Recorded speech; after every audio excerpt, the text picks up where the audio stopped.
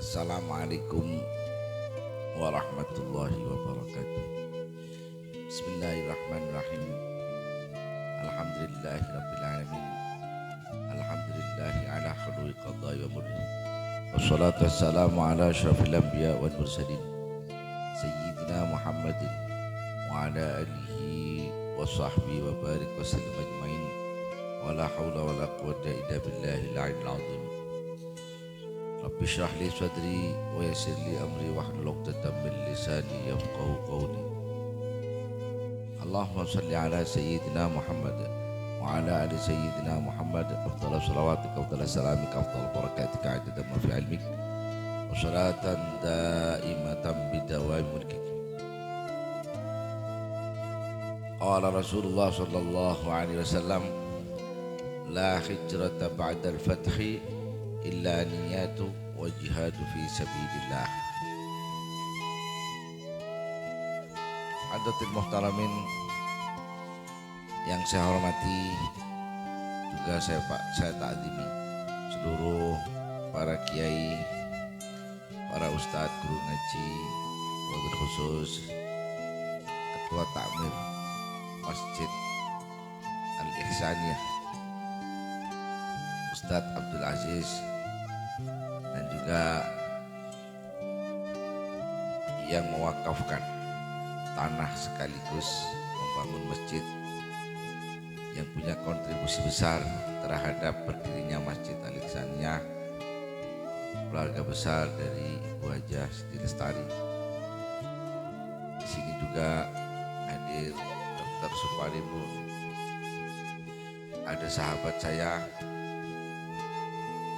Ketua DPD PKS Bapak Rusdan, juga alhamdulillah hadir di tengah-tengah kita, dan yang lain-lain yang tidak bisa kami sebutkan satu persatu nama, akan tetapi tidak mengurangi rasa hormat dan takzim saya kepada panjenengan semua, dan tentunya Jamiah Hadrah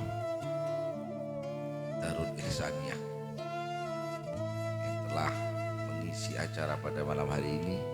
Mudah-mudahan sholawat yang telah dibacakan tadi benar-benar akan menjadi sebab turunnya rahmat, berkat, ampunan dan hidayah dari Allah Subhanahu wa taala untuk seluruh kita yang hadir, dan juga seluruh lingkungan Kelurahan Tegal Gede dan seluruh Jember, Jawa Timur, bahkan seluruh negara dan bangsa Indonesia. Hadirin yang dimuliakan oleh Allah, sejarah tentang tahun baru Hijriah. Jadi dulu berawal ada salah satu gubernur yang diangkat oleh Amirul Mukminin Sayyidina Umar ibn Khattab, yaitu Abu As'ari. Beliau itu berkirim surat kepada Umar bin Khattab, yang isi suratnya itu mengeluh, ya Amirul Mukminin, saya sudah banyak berkirim surat, tapi karena kita tidak punya penanggalan, tidak punya tahun, tidak punya bulan, terus tidak ada tanggal, sehingga surat menyurat itu menjadi apa, kalau katanya orang Jawa salbut, carut marut, akan sulit mengingatnya karena tidak ada tanggal, bulan dan tahun. Maka setelah Abu As'ari itu mengeluh atas surat yang sudah beberapa kali dikirim, akhirnya Amirul Mukminin Umar ibn Khattab mengumpulkan para sahabat. Tidak bukan urusan bener-bener nih, urusan bernegara ini banyak sekali urusan surat menyurat. Kalau ini tidak ada tanggal, bulan dan tahunnya, ini nanti akan sangat mempengaruhi kebijakan dan seterusnya. Akhirnya dikumpulkanlah para sahabat oleh Umar bin Khattab. Lalu Umar bin Khattab mulai membuka wacana, sebaiknya kita bikin penanggalan. Ini terus mau dibikin di bulan apa dulu, diawali dari mana dulu. Ada yang mengusulkan kita pakai penanggalan diawali dari sejarah lahirnya Nabi. Ada yang usul diawali dari bulan Ramadan. Ada yang usul diawali dari bulan Rajab. Nah, lalu Ali bin Abi Thalib mengusulkan kepada Umar bin Khattab di forum itu agar mengawali tahun itu dari peristiwa hijrah Nabi dari Mekah ke Madinah yang menandai ditinggalkannya kejahilan dan juga kemusyrikan. Akhirnya ini disepakati oleh Umar bin Khattab. Ya wis, aku cocok. Akhirnya diawalilah kalender Islam itu dari bulan Muharram. Jadi peristiwa tahun baru Hijriah itu akan selalu mengingatkan kita kepada Amirul Mukminin Umar bin Khattab. Karena yang pertama kali menyusun penanggalan tahun baru Islam itu Umar bin Khattab. Sejak itu sampai hari ini sudah mulai ada bulan yang disusun. Diawali dari bulan Muharram, lalu setelah itu bulan Maulud, hari lahirnya Nabi. Setelah itu Ba'da Maulud, Jumadil Awal, Jumadil Akhir. Setelah itu bulan Rajab, lalu bulan Sya'ban, Ramadan dan bulan Syawal. Terakhir bulan Dzulhijjah atau bulan haji. 12 bulan di dalam penanggalan Islam. Alhamdulillah kita hari ini di sini berkumpul dalam rangka memperingati. Terus ada yang bertanya, banyak pertanyaan, apa hukum mengucapkan selamat tahun baru Islam atau selamat tahun baru Masehi dan seterusnya. Secara umum kita ambil spesifikasi dulu. Selamat tahun baru Islam itu pernah ditanyakan oleh banyak orang, apa hukum mengucapkannya? Maka ada banyak pendapat.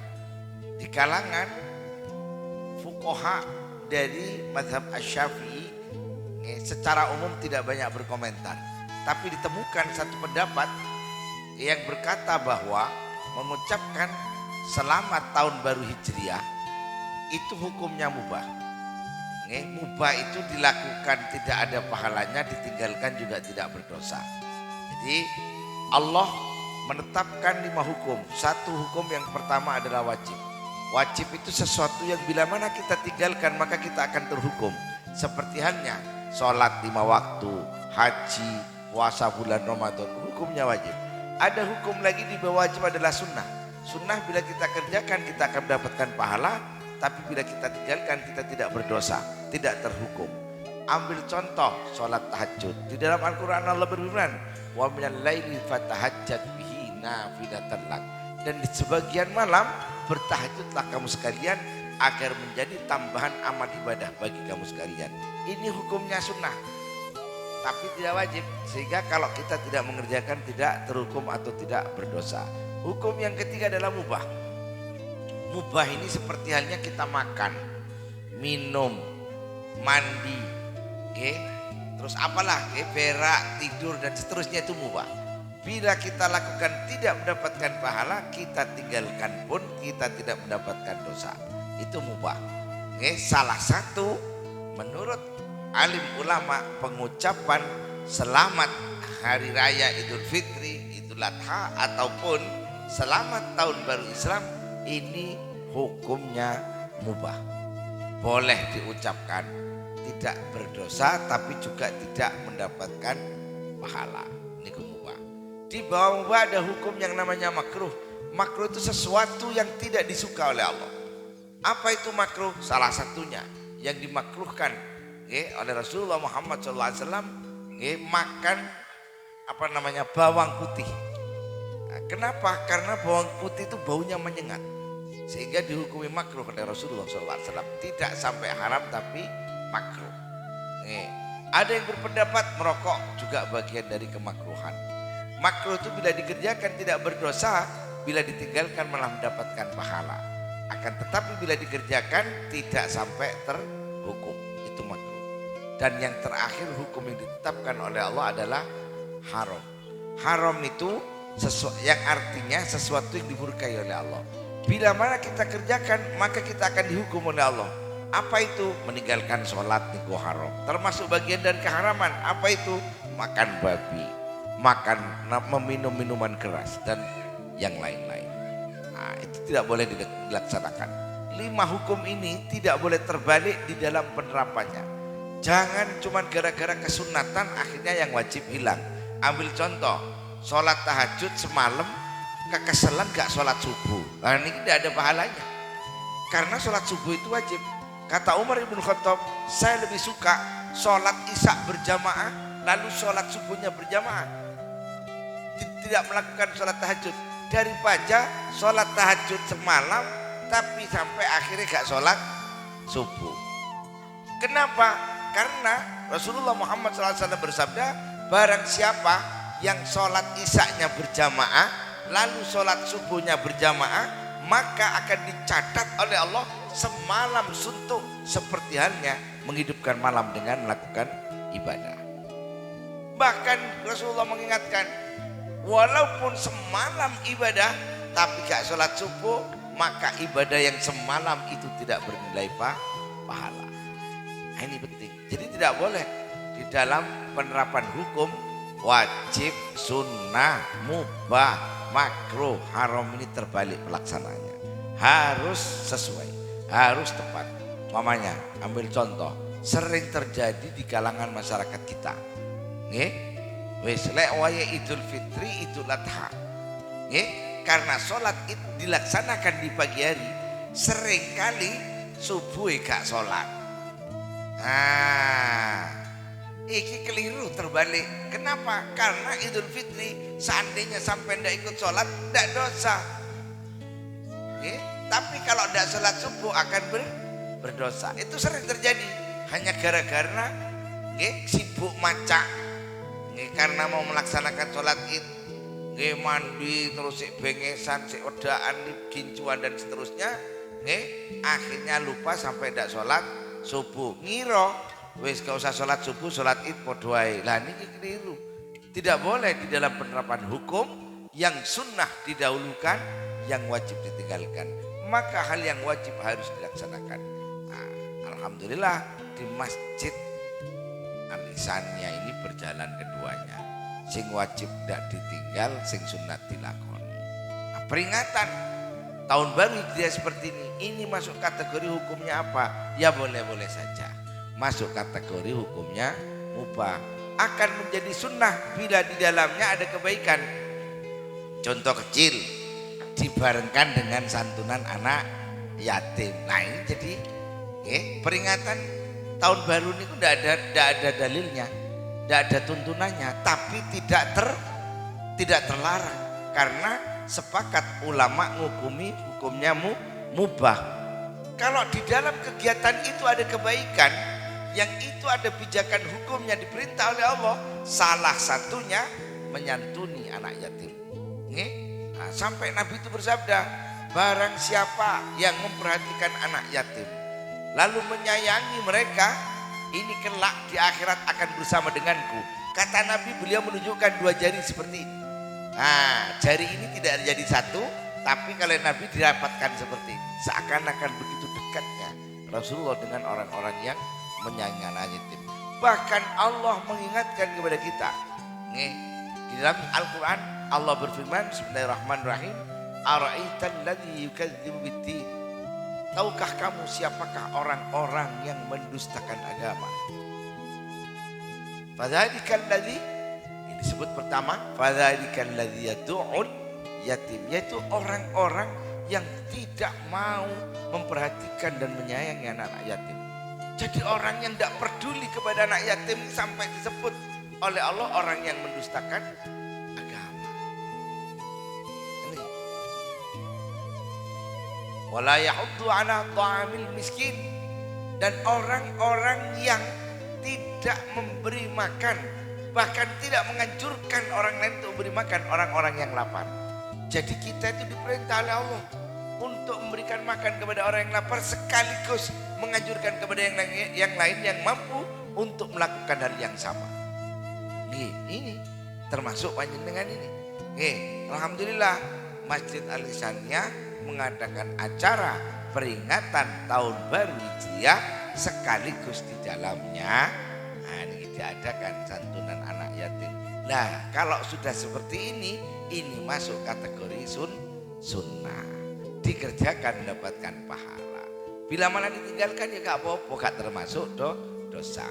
Nah ini, jadi pentingnya peringatan sejarah seperti ini.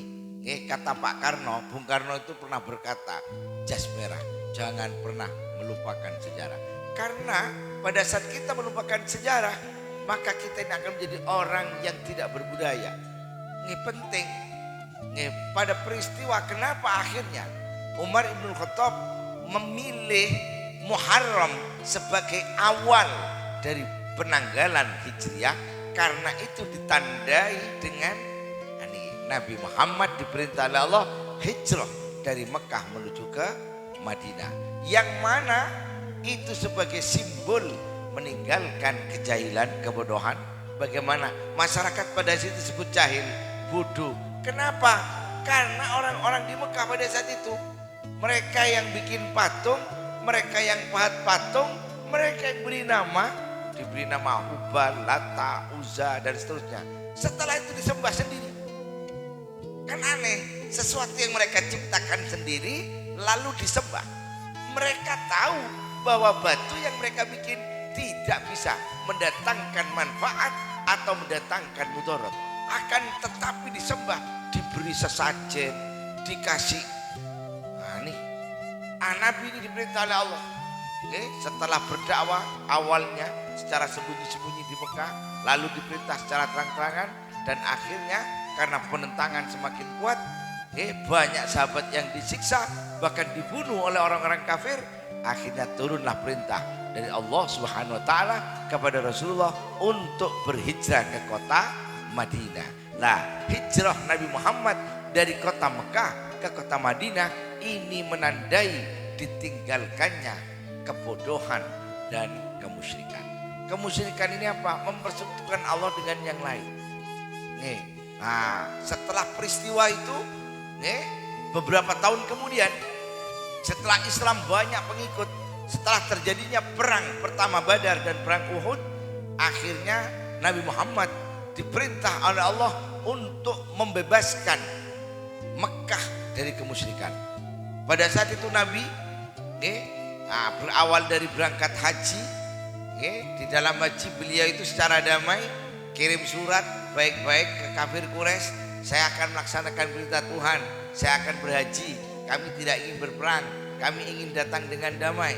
Tapi malah justru utusan Nabi pada saat itu ditangkap oleh kafir Quraisy. Akhirnya Nabi memutuskan untuk membebaskan Mekah dengan pasukan besar. Pada saat itu Nabi mengajak 12.000 kaum muslimin untuk mendatangi kota suci Mekah dan membebaskan Mekah dari orang-orang jahil dan orang-orang musyrik. Nah, tapi di situ tidak terjadi peperangan. Nabi hanya berangkat haji dengan 12.000 orang, berikut dengan seluruh peralatan perang, ngantisipasi bila mana Nabi diserang. Akan tetapi tidak terjadi pada saat itu peperangan. Akhirnya Nabi berhaji bisa dengan aman. Setelah Nabi berhaji, maka patung-patung yang berada di sekitar Ka'bah di Masjidil Haram oleh Nabi dirobohkan semua, termasuk di dalam Ka'bah ada beberapa patung besar. Di situ salah satunya orang-orang kafir menghinakan Nabiullah Ibrahim alaihissalam. Jadi di situ itu ada patung Nabi Ibrahim digambarkan sedang marah-marah. Nah, ini juga bagian yang dirobohkan oleh Rasulullah Muhammad SAW. Setelah itu sampai hari ini Mekah terbebas dari kejahilan dan kemusyrikan. Itu kenapa hampir setiap ulama, nah itu kalau bila menyebutkan di awal pidato atau khutbahnya, mudah-mudahan akan senantiasa tercurah sholawat dan salam atas junjungan kita Nabi besar Muhammad SAW yang telah membawa kita semua dari alam kegelapan menuju alam yang terang benderang. Sing dimaksud apa? Ini wow. Dulu orang-orang ini bodoh. Kenapa disebut orang bodoh? Bagaimana tidak? Mereka yang menciptakan patung, tapi mereka juga sekaligus yang menyembah. Yang goblok. Itu kenapa disebut jahilan. Bon, sekarang kita kaitkan dengan kehidupan kita sekarang. Kesalahan manusia itu akan terus terulang dan terulang dan terulang. Hari ini manusia pun sama. Mereka juga yang menciptakan semua teknologi. Mulai komputer, gadget, handphone, apa saja sudah. Mulai menciptakan pesawat dan seterusnya. Apa yang terjadi? Hari ini pun walaupun tidak sampai disembah, tapi manusia sudah lebih memuliakan ciptaannya sendiri daripada Allah Subhanahu wa taala. Berapa banyak hari ini anak-anak kita, anak-anak muda kita, bahkan kita sendiri sudah terdengar suara azan. Allahu Akbar, Allahu Akbar. Masih sibuk dengan handphonenya, masih sibuk ngobrol dengan teman-temannya via Facebook, Instagram, WhatsApp, dan seterusnya. Padahal hakikatnya pada saat terdengar suara azan, muadzin yang mengucapkan kalimat itu, tapi hakikatnya Allah sedang memanggil kita. Akan tetapi seringkali kita manusia abai akan itu. Kenapa? Karena kita disibukkan oleh ciptaan kita sendiri. Sekarang ini pada saat diceritakan hal-hal tentang akhirat, tentang surga, tentang neraka, tentang siksa yang akan terjadi di alam barzah dan seterusnya, sudah tidak begitu didengarkan oleh banyak orang. Karena mereka lebih yakin dengan berita yang ada di WhatsApp, berita yang ada di Instagram. Berapa banyak generasi kita yang hari ini tersesat dari jalan Allah karena mengikuti hanya berita-berita seperti itu. Kemarin begitu dahsyat, sampai menghebohkan gara-gara ramai di media tentang berita COVID. Wah, saya bukannya tidak percaya COVID, tapi saya yakin berita yang ada di dalamnya masuk kategori sudah terlalu berlebihan. Sampai akhirnya ada larangan tidak boleh sholat di masjid, tidak boleh begini, tidak boleh begini. Masya Allah. Setahu saya penyakit itu dari dulu sudah ada. Setahu saya itu orang itu dari dulu juga sudah mati. Kenapa baru hari ini kita heboh? Sebelum terjadi COVID-19 sudah pernah ada flu burung, ada penyakit yang lain, MERS, SARS, dan seterusnya. Dan ini pun masuk kategori kelompok yang sama. Kenapa baru COVID-19 sampai terjadi kehebohan seperti ini? Bukan bermaksud saya ingin mengkritik, tapi ini kembali lagi, bukankah mati dan hidup itu sudah menjadi takdir dari Allah Subhanahu wa taala? Saya ingin mengingatkan diri saya sendiri dan juga panjenengan semua yang hadir. Di dalam Al-Qur'an Allah itu sudah berfirman, bahwa Allah itu mengingatkan lewat Rasulullah Muhammad SAW, yang mana Allah berfirman bahwa musibah itu kullay yusibana illa ma kataballahu lana. Ya Muhammad, sampaikan kepada manusia bahwa musibah itu sudah menjadi takdirku.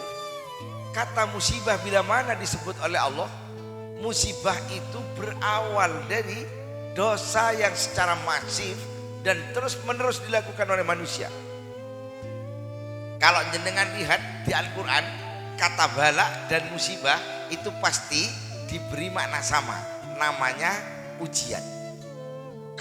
Bedanya begini, kalau bala siapapun pasti kena, termasuk para nabi. Semakin tinggi derajat seseorang di hadapan Allah, maka semakin tinggi pula ujian yang akan ditimpakan.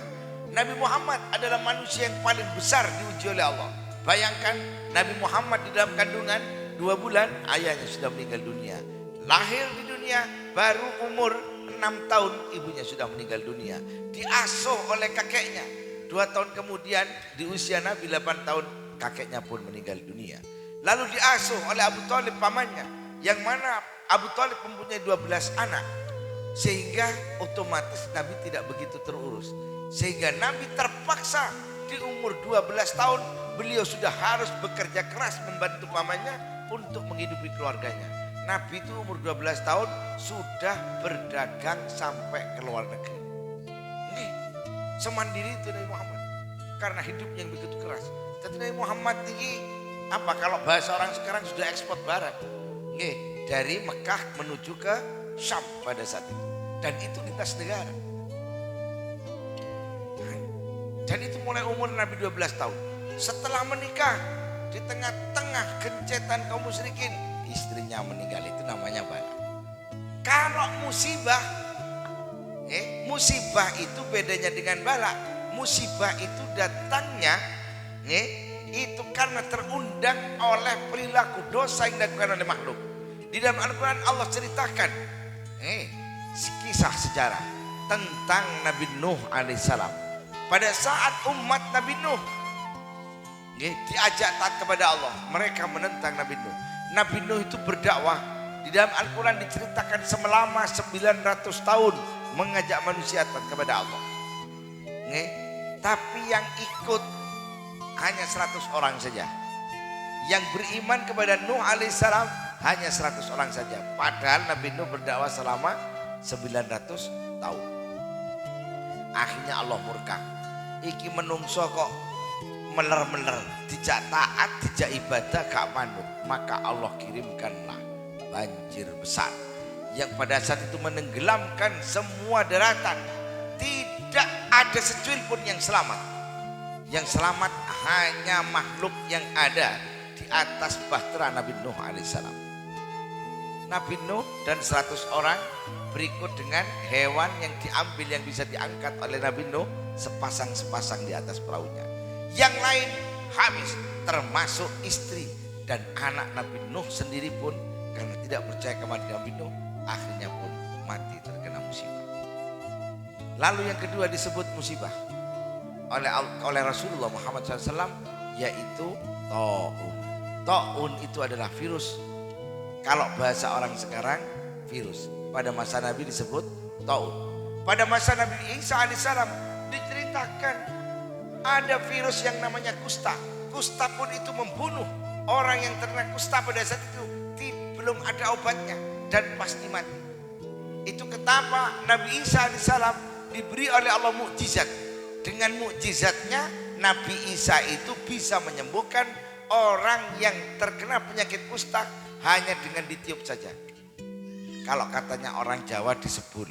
Jadi Nabi Isa itu kalau ada orang kena kusta, sowan ke Nabi Isa, sama Nabi Isa ditiup disebul, waras. Ini salah satu mukjizat Nabi Isa alaihissalam. Artinya apa? Yang bisa mengendalikan virus itu hanya Allah. Di dalam Al-Quran jelas Allah mengisyaratkan, "Qul la yusibana illa ma kataballahu lana." Katakan ya Muhammad, sampaikan kepada manusia bahwa musibah itu sudah menjadi takdir ketentuanku. Tidak akan ada yang bisa menolak atau menghindari. Ini Gusti Allah jelas. Di dalam musibah itu masuk kategorinya banjir, kebakaran, gempa bumi, termasuk disebut oleh Nabi terjadinya virus. Itu ta'un, itu bagian dari musibah. Dan itu bisa mengenai siapa saja. Buktinya apa? Buktinya kemarin pada saat badai Covid menerpa negara kita, bahkan dunia pada saat itu, yang mati bukan hanya rakyat biasa, dokter sing mati yo akeh, nakes yang mati juga banyak. Kalau sudah dipilih oleh Allah mesti kena. Nabi terus ayat itu berkata lagi, Allah berfirman, huwa maulana wa 'alallahi falyatawakkalul mu'minun. Huwa di sini domirnya Allah. Hanya Allah saja yang bisa menyelamatkan dari musibah. Allah yang akan pilih siapa yang mati dan Allah yang akan pilih siapa yang selamat. Perintah Allah, wa 'alallahi falyatawakkalul mu'minun. Dan berserah dirilah kepada Allah, meminta perlindungan, meminta penjagaan dari Allah. Kalau melihat ayat ini, sedahsyat apapun yang namanya virus, itu tidak boleh menghentikan kita untuk melaksanakan perintah kepada Allah Subhanahu wa taala, yaitu sholat.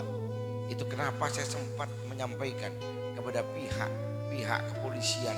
Pada saat itu kebetulan saya diajak rapat, sampai tidak bisa nutup masjid, Pak.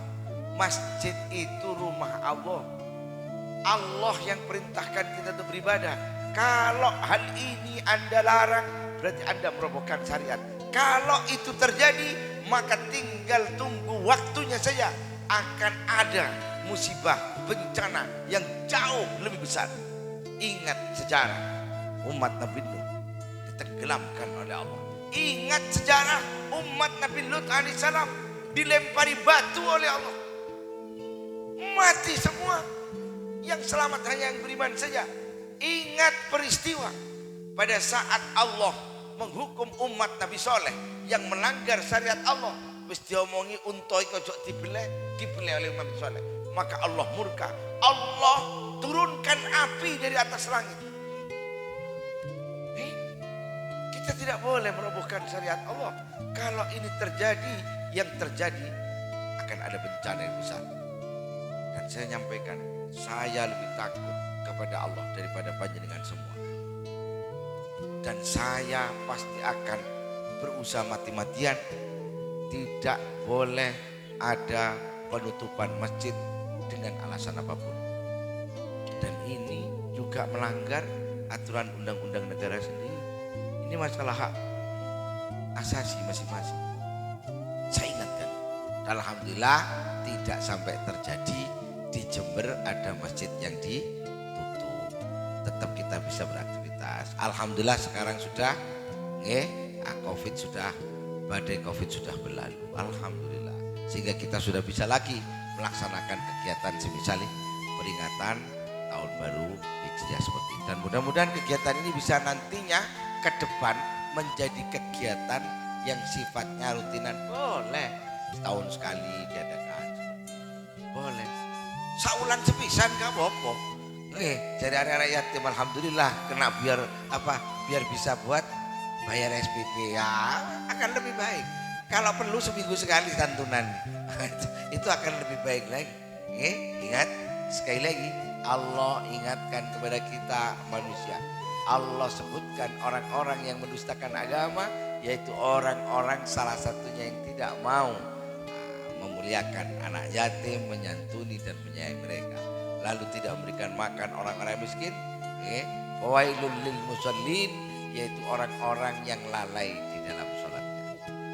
Nah, jadi ini kelompok orang yang oleh Allah dikategorikan termasuk mendustakan agama.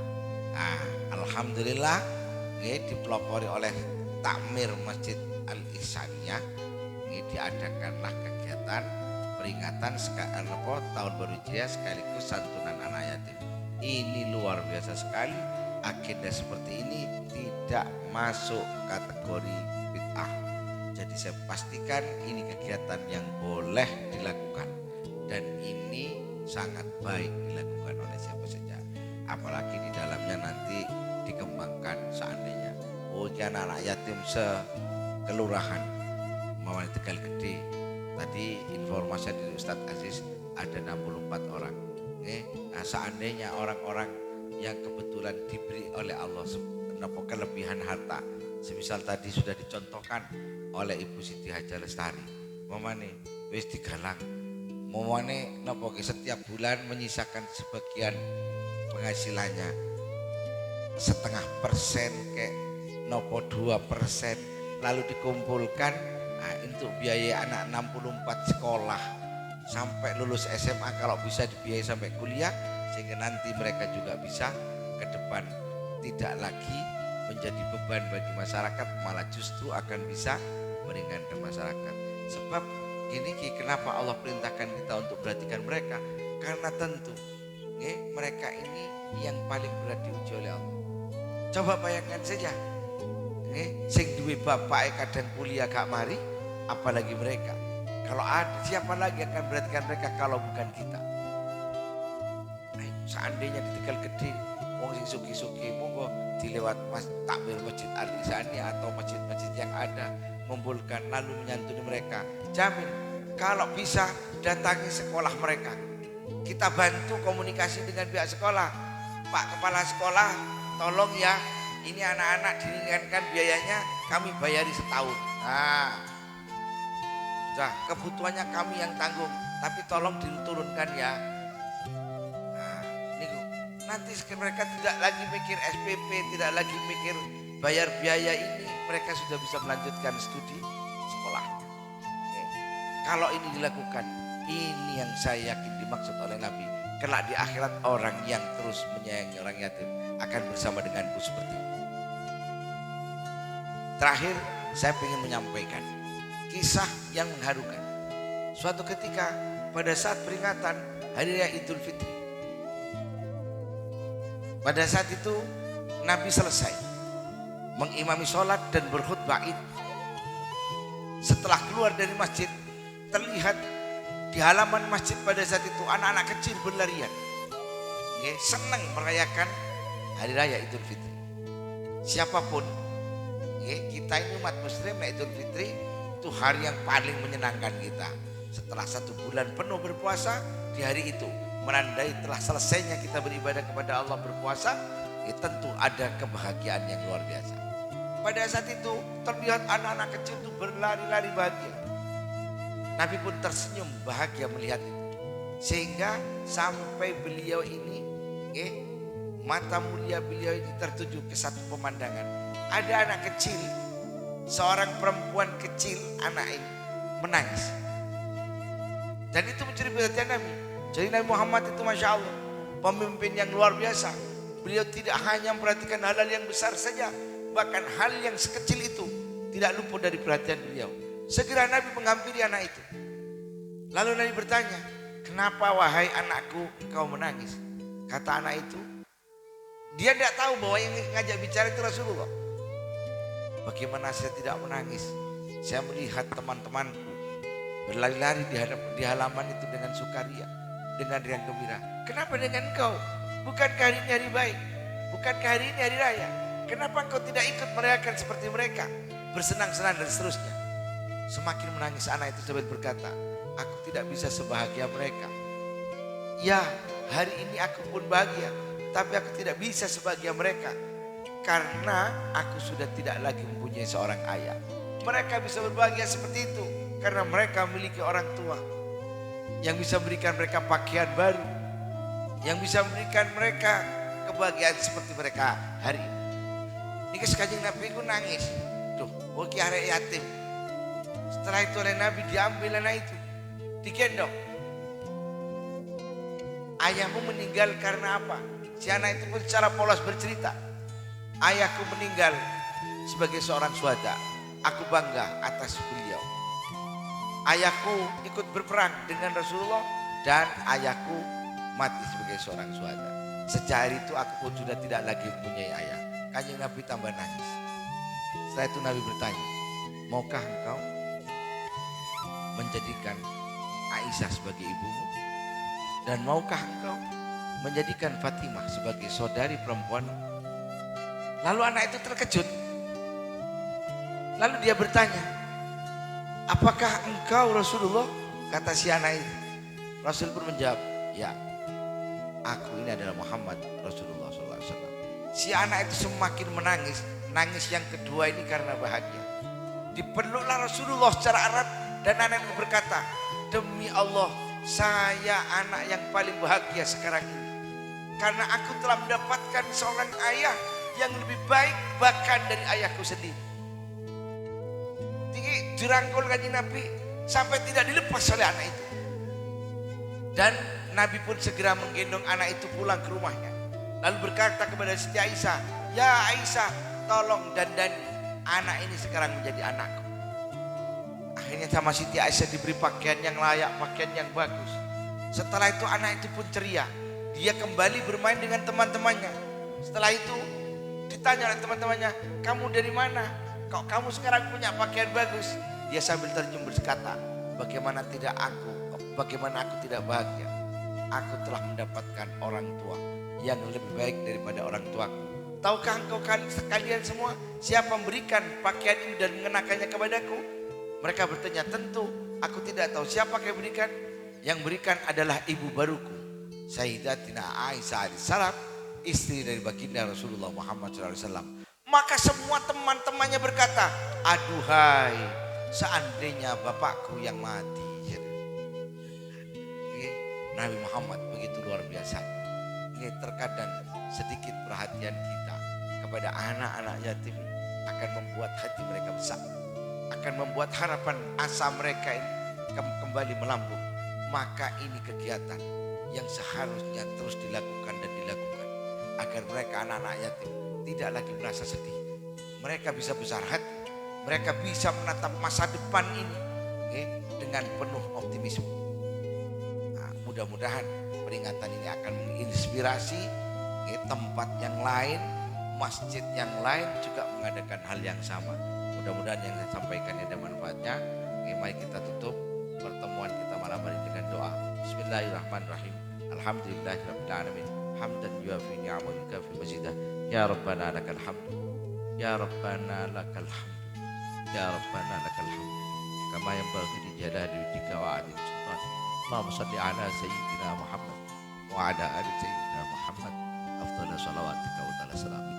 Afdal barakatika 'adada ma fi 'ilmik. Wa salatan daimatan fi dawaimil fiqh. Ya Allah.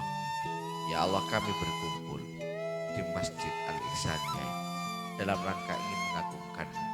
Ya Allah, ya Allah, ya Allah, kami mencoba untuk meniru apa yang dilakukan oleh kekasihmu Rasulullah Muhammad SAW. Ya Allah, sedikit yang kami berikan kepada mereka, anak-anak yatim, terimalah ya Allah. Ya Allah, ya Allah, ya Allah, ya Allah. Kami berusaha dengan sekuat tenaga kami untuk mencintai mereka, menyayangi mereka, dan memperdulikan mereka. Bantu kami ya Allah, agar semakin banyak anak-anak yatim yang bisa kami bantu nantinya. Ya Allah, ya Allah, sedikit kebaikan yang ada, terimalah ya Allah. Jadikan sebab Engkau menurunkan rahmat, berkat, ampunan, dan hidayah-Mu seluruh kami. Ya Allah, jadikan sebab Engkau menyelamatkan kami dari murka-Mu. Jadikan sebab lingkungan kami, tempat kami tinggal, tempat yang nyaman, tentram, damai, jauh dari hal-hal yang hanya akan mendatangkan siksa dan murka-Mu. Jagalah dari hal-hal yang hanya akan merendahkan kami, menghinakan kami di hadapan-Mu dan di hadapan seluruh makhluk. Ya Allah, ya Allah, kami pun bermohon siapapun yang telah berjasa membangun Masjid Al-Ihsaniyah, mulai dari mewakafkan tanah sampai membangun masjidnya, terimalah ya Allah, terimalah kebaikannya ya Allah. Ya Allah, ya Allah, ya Allah, jikalau para beliau sudah meninggal, senangkan di alam barzah, terangi kuburnya, tenangkan mereka semua, beri mereka kebahagiaan di alam barzah, dan ringankan badan hidupnya sampai kelak di akhirat. Ya Allah, ya Allah, ya Allah, kami berharap Engkau membantu kami agar Masjid Al-Ihsaniyah terus bisa menjadi pusat manusia untuk beribadah kepadamu, bersujud dan berdoa hanya padamu. Wahai Zat yang Maha mendengar, wahai Zat yang Maha mengabulkan doa, terimalah doa dan permohonan kami. Ya Allah, ya Allah, ya Allah. Allahumma ufir ummata sayyidina Muhammad. Allahumma arham ummata sayyidina Muhammad. Allahumma aslih ummata sayyidina Muhammad. Allahumma farij an ummata sayyidina Muhammad. Allahumma ja'alna wa iyyahum haula ila akhir yaumil qiyamah bi khiyari ummati sayyidina Muhammad sallallahu alaihi wasallam alladzina yadkhuluna jannata bighairi hisab. Rabbana atina fid dunya hasanah wa fil akhirati hasanah wa qina adzabannar. Rabbana amanna bima anzalta wa taba'ana ar-rasul faktubna ma'asy syahidin. Rabbi ighfirli wa li walidayya warhamhuma kama rabbayani shaghira. Rabbana la tu'akhidhna in nasina aw akhtana. Rabbana wa la tahmil 'alaina isran kama hamaltahu 'alal ladzina min qablina. Rabbana wa la tuhammilna ma la taqata lana wa'fu 'anna waghfir lana warhamna anta maulana fansurna 'alal qaumil kafirin. Allahumma ighfir lil muslimina wal muslimat wal mu'minina wal mu'minat al-ahya'i minhum wal amwat birahmatika ya arhamar rahimin ya arhamar rahimin wa ya arhamar rahimin. Allahumma shalli wa sallim wa barik ala sayyidina Muhammad al-fatihi lima ughliqa wal khatim lima sabaqa wa nasir al-haqq bil haqq wal hadi ila siratal mustaqim sallallahu alaihi wa ala alihi wa sahbihi haqqa qadrihi wa miqdarihil azim. Jazallahu anna sayyidina Muhammad sallallahu alaihi wasallam bima huwa ahlu. Subhana rabbika rabbil izzati amma yasifun wa salamun ala al-mursalin walhamdulillahi rabbil alamin. Ala mana wa salatu sholih wa ala mana wa niat baik panjenengan semua mudah-mudahan didengar dan dikabulkan oleh Allah. Wa ala kulli niyatin sholihah syai'ulillah lahumul fatihah.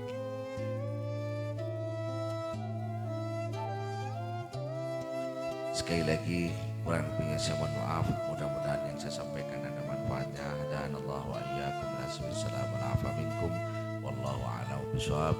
Billahi taufiq wal hidayah. Wassalamualaikum warahmatullahi wabarakatuh.